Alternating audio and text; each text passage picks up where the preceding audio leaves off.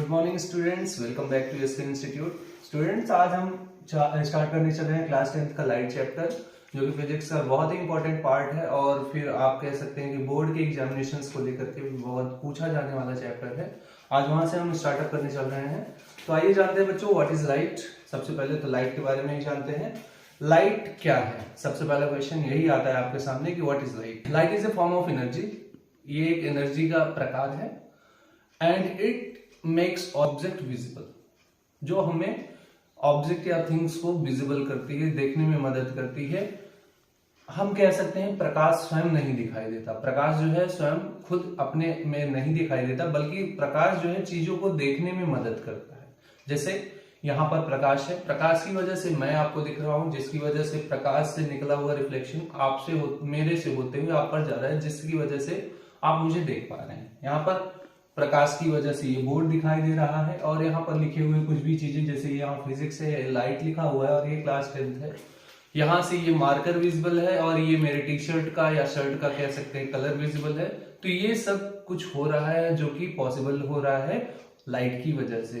तो हम ये कह सकते हैं कि लाइट ही एक ऐसी थिंग्स, लाइट एक ऐसा प्रकार है जो हमें चीजों को विजिबल करता है, बल्कि हम ये कभी भी नहीं कहते कि लाइट जो है खुद दिखाई देता है। जैसे आप कहेंगे कि सूर्य की रोशनी से निकली हुई लाइट जो येलो कलर की है, लाइट का कोई कलर नहीं। जैसे मैं अभी व्हाइट कलर से मैं दिख रहा हूं, इसके बाद आप सुबह जब सूर्य उगता है तब आप कह सकते हैं कि वहां पर सूर्य का कलर क्या है, सफेद है। फिर रात को जब चंद्रमा निकलता है तो कहेंगे लाइट का जो कलर है वो व्हाइट है। तो ऐसा कुछ नहीं है, लाइट जो है कलरलेस है।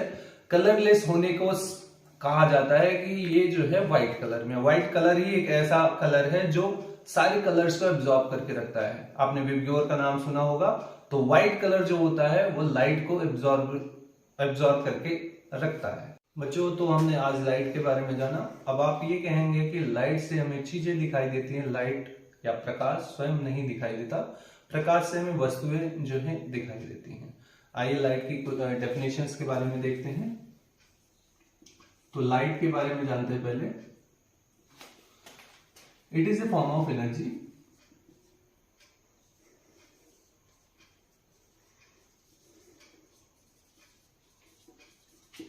and which makes object or things visible।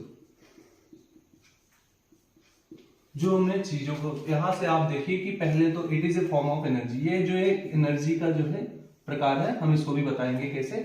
और उसके भी बाद पहले उसके बाद देखते हैं कि विच मेक्स ऑब्जेक्ट और थिंग्स विजिबल। जो हमें चीजों को दिखाती है, जो हमें चीजों को देखने में मदद करती है। ठीक, उसके बाद आते हैं, देखते हैं कि इसकी प्रॉपर्टीज क्या क्या है। वहां से हम और चीजों को जानते हैं और समझने की कोशिश करते हैं। जैसे इसका जो ये बता रहा है कि एनर्जी का एक प्रकार है, तो उसको भी, इसके बारे में भी हम जानते हैं। सबसे पहली प्रॉपर्टी है बच्चों की, ये एक कलरलेस है।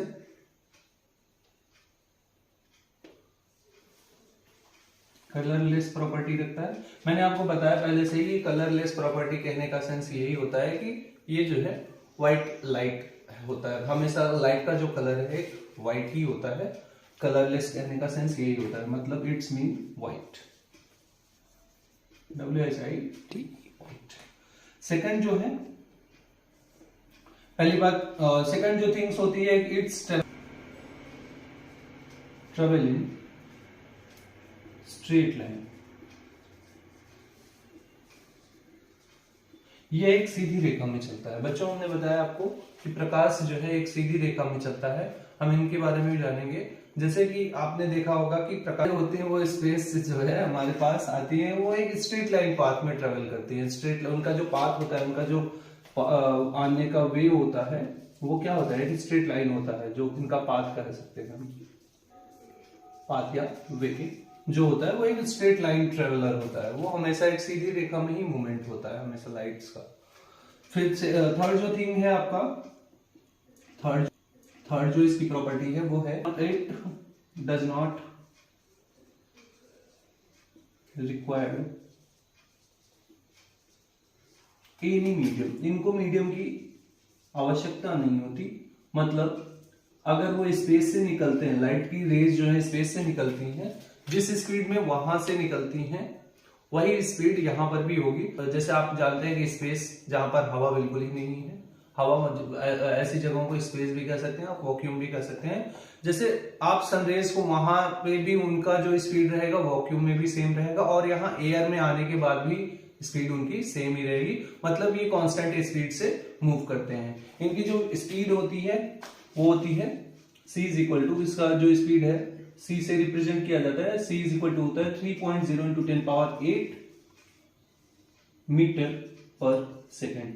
मतलब पर सेकेंड में वो 3.0 इंटू 10⁸ मीटर ट्रेवल करती है। ऐसे कहने का मतलब, इसका मतलब आप कह सकते हैं बच्चों कि जैसे 3.0 है, अब यहाँ पर 10⁸ है, तो हम मतलब 0 को 8 टाइम लिख सकते हैं, 2 3 4 5 6 7 8 मीन्स टू से कि ये लगभग 30 करोड़ मीटर पर सेकंड होता है। एक सेकंड मतलब ये 30 करोड़ मीटर चलता है। कहने का मतलब अगर इसको किलोमीटर में कन्वर्ट कर दें तो एक सेकंड में कह सकते हैं कि ये लगभग, यहां से 3 जीरो हटा सकते हैं, जिसको हम आप कह सकते हैं कि वो किलोमीटर में कन्वर्ट हो गया। तो मतलब बचा कितना आपके पास, लगभग 3 लाख किलोमीटर पर सेकंड। एक सेकंड में लगभग 3 लाख किलोमीटर चलता है। मतलब आप कह सकते हैं, सोचिए कि इसकी स्पीड क्या होगी, लाइट की जो स्पीड है वो कितनी होगी। अब आपको ये भी पता है कि स्पेस से जो है लाइट रेस को अर्थ पे आने में लगभग 8.16 मिनट्स लगते हैं। तो सोचिए कि यहां से भी आप समझ सकते हैं कि what is the distance between the earth and sun.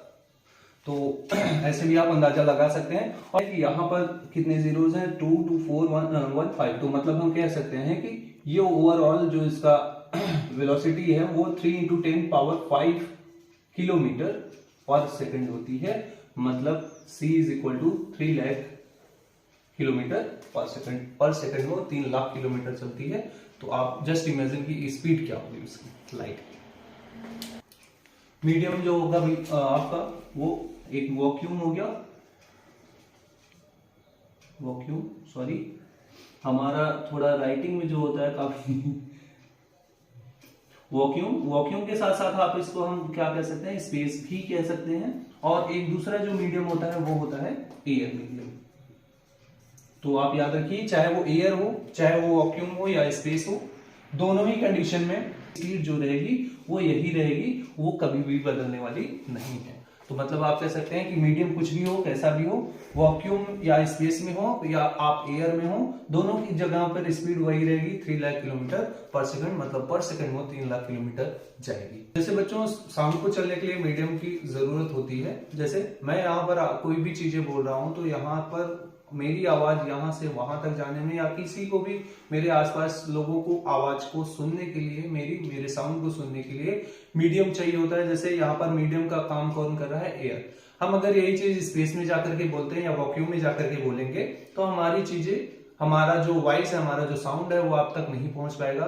So we can say, हम यहाँ पर कह सकते हैं कि हमारी बातों को एक जगह से दूसरी जगह तक पहुंचाने के लिए, हमारी बात को आप तक पहुंचाने के लिए मीडियम की जरूरत होती है साउंड्स के लिए। लेकिन ऐसे ही हम अगर लाइट की बात करें तो वहां पर मीडियम की कोई रिक्वायरमेंट नहीं होती। वो स्पेस हो या फिर एयर हो, दोनों ही कंडीशन में वो फ्रीली ट्रेवल करता है जो इसकी एक्चुअल स्पीड होती है।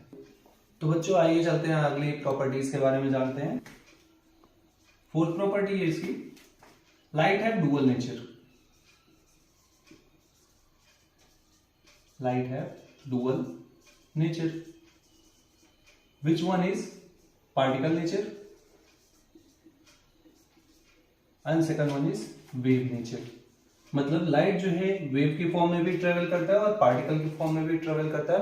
पार्टिकल फॉर्म को आप ऐसे समझ सकते हैं जैसे कि आप सुबह जो है, जैसे कि कभी भी आप लाइट जो है सन रेज आ रही हो और आप एक स्मॉल सा होल बनाइए, कागज ले लीजिए, एक शीट ले लीजिए, शीट में आप एक स्मॉल सा होल करते हैं, वहां पर आप देखते हैं कि लाइट को, अगर लाइट उसमें से पास होती है तो एक स्ट्रेट लाइन ट्रेवल करती है। वो स्ट्रेट लाइन जब ट्रेवल करती है तो उसमें आप देखेंगे छोटे छोटे पार्टिकल्स आपको दिखाई देते हैं, विजिबल होते हैं वहां पर।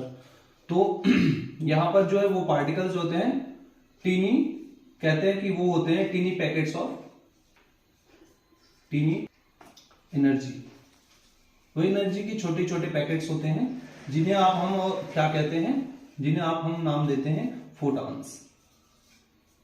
ये एक नई थिंग्स है आप लोगों के लिए। इसके बारे में आप और अच्छे से जानते हैं क्लास 12th में, जब आप हायर क्लासेस में जाते हैं तो वहां पर फोटॉन्स के बारे में आप और अच्छे से पढ़ते हैं। फोटॉन्स के बारे में हम और आपको क्या बताएं अब समझ लीजिए कि लाइट जो है वो एनर्जी के पैकेट्स के फॉर्म में चलता है। ऐसे छोटे छोटे बंडल्स होते हैं लाइट एनर्जी के पैकेट्स, उनके फॉर्म में जो है लाइट चलती है और उन्हीं छोटे छोटे पैकेट्स या बंडल्स को हम क्या कहते हैं, फोटॉन नाम देते हैं। बच्चों ये जो टीनी पैकेट्स ऑफ एनर्जी हैं, इनका जो मास होता है वो बहुत ही ज्यादा लो होता है। मास लो होने की वजह से इनकी जो स्पीड होगी, या आप कह सकते हैं इनकी जो लाइट की जो स्पीड होगी वो क्या होगी, ज्यादा होगी। आपने बहुत ही ग्रेट साइंटिस्ट आइंस्टीन जी का नाम सुना होगा।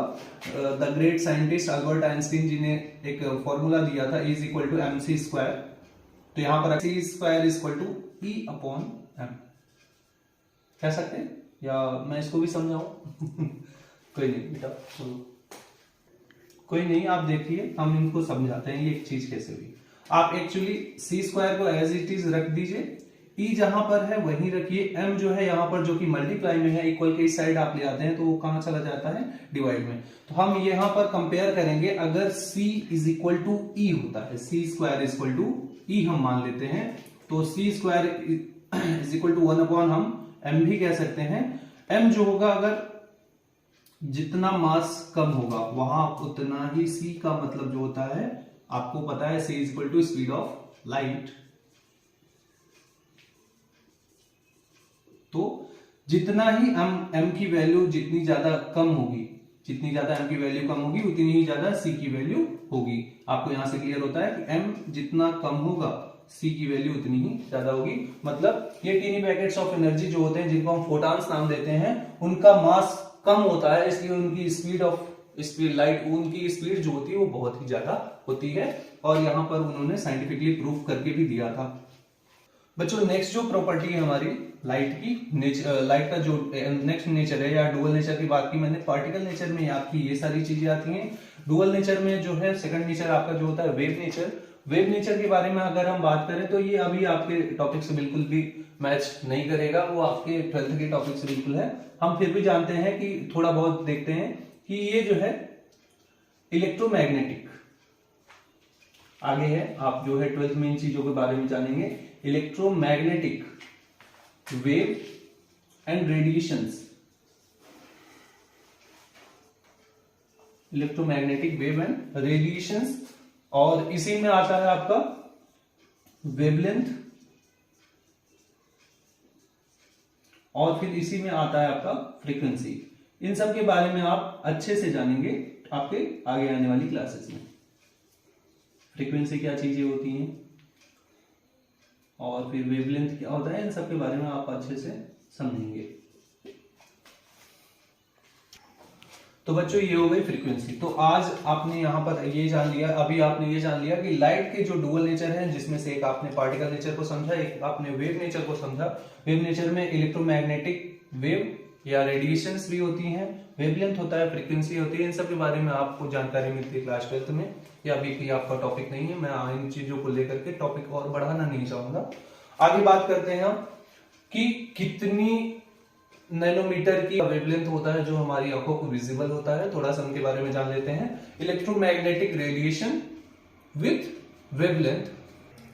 बच्चों जो इलेक्ट्रोमैग्नेटिक रेडिएशन होता है विथ वेवलेंथ, वो जो है 250 नैनोमीटर से लेकर के 750 नैनोमीटर तक अगर होता है तो हमारी ह्यूमन आइज को वो विजिबल होता है। मतलब कहने का कि आप कह सकते हैं 250 नैनोमीटर टू 750 नैनोमीटर तक जो भी लाइट रेज की वेवलेंथ होती हैं, जिन लाइट रेज की वेवलेंथ इतना होता है, वो वेवलेंथ हमें दिखाई देती है। ये विजिबल होता है ह्यूमन आइज को, विजिबल टू ह्यूमन आइज, ये हमारी आंखों को विजिबल होता है। एक प्रॉपर्टी आपकी ये भी हो जाती है, तो यहां पर आप ये लिख सकते हैं चलिए मैं इसको और एक्स्ट्रा लिख देता हूं, मिटा करके इसको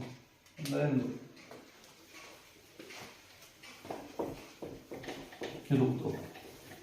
बच्चों देखते हैं नेक्स्ट प्रॉपर्टी जो थी, मैंने अभी आपको वहां पर बताई, मैं फिर से लिख दे रहा हूं। The electromagnetic radiation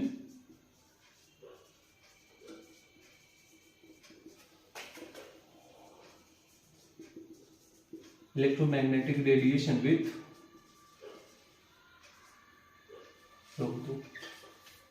electromagnetic radiation with wavelength, जिनकी वेवलेंथ जो हो वो कहां से कहां तक हो, 250 नैनोमीटर से लेकर के, नैनोमीटर बोलते हैं, मैं यहां पर एनएम लिख दे रहा हूं शॉर्ट में, मैं इधर कहीं पर लिख दे रहा हूं, एनएम टू 750 एनएम तक होती है।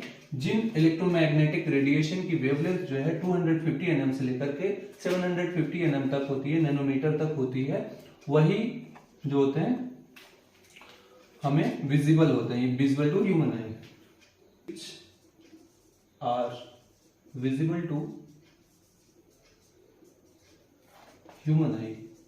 तो मतलब ये जो होते हैं ह्यूमन आईज को विजिबल होते हैं, जिनकी वेवलेंथ क्या होती है 250 एनएम का मतलब यहां पर हो जाता है नैनोमीटर। तो ये नैनोमीटर होता है जिनका 250 से 750 नैनोमीटर, जिन जो है इलेक्ट्रोमैग्नेटिक रेडिएशन की वेवलेंथ जो होती है 250 नैनोमीटर से 750 नैनोमीटर होती है, वही हमें विजिबल होती है। नेक्स्ट, तो स्टूडेंट्स अभी हमने सारे जो है लगभग जो आपके लिए जरूरी थे उन सब जो है प्रॉपर्टीज के बारे में जाना, प्रॉपर्टीज आपने जान ली है। अब आगे बात करते हैं कि ऐसे कौन से मेजर पार्ट्स हैं लाइट्स के जो आपको पढ़ने हैं और जो आपको अभी नहीं पढ़ने हैं, आगे चल करके पढ़ने होते हैं।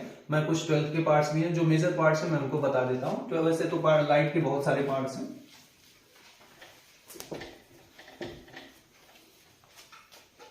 देखते हैं। Light have 5 major parts, light have 5 major parts. जैसे इसमें पहला जो आपका आता है, आपका वही टॉपिक ही है, चैप्टर जिसे आप कहते हैं रिफ्लेक्शन ऑफ लाइट। एक तो आपका ये हो गया, उसी में दूसरा जो टॉपिक आपका आता है इसी टॉपिक में ही है, इस चैप्टर के टॉपिक में है refraction of light, reflection of light. फिर आपका थर्ड यहां पर आता है पोलराइजेशन।